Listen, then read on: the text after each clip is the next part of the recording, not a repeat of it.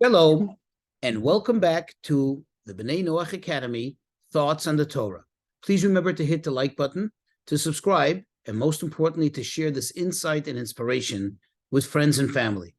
When you look in the book of Numbers, chapter 1, verse 1, right in the beginning, what does it say? God spoke to Moses in the desert of Sinai.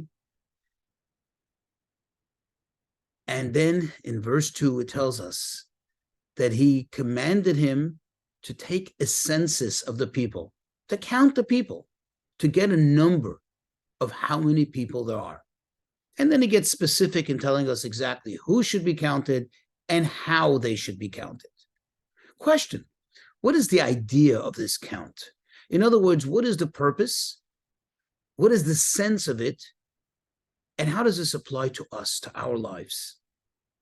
You see, it seems when you study Torah that although we're all part of a collective, we all belong to the majority, so to speak, to the mass, but yet our connection to God, our relationship with Hashem is an individual thing.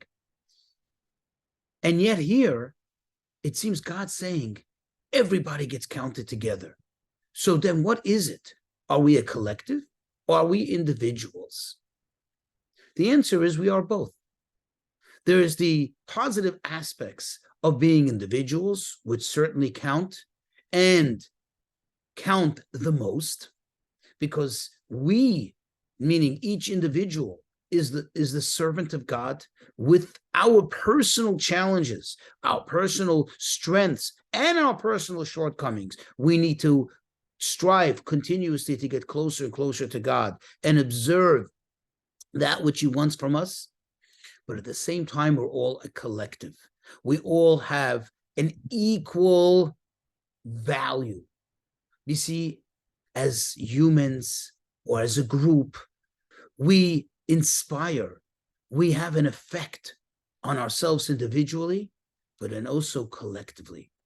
To give you a good example of this, a very practical one, Maimonides, the Rambam that is, Rabbi Moshe ben Maimon, he explains the following: why it's so crucial and so important for every single individual to be careful about every single deed, no matter how small it may seem.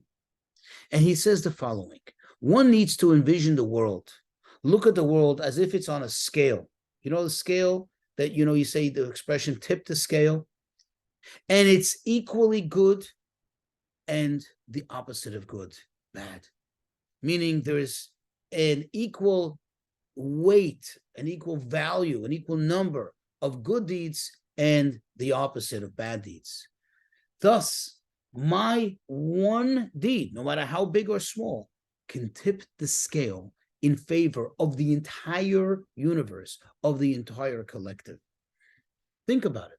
A feather doesn't weigh much, but when you have a scale that's exactly equal, that one feather will now make a difference. That is with the, that famous adage, the straw that broke the camel's back.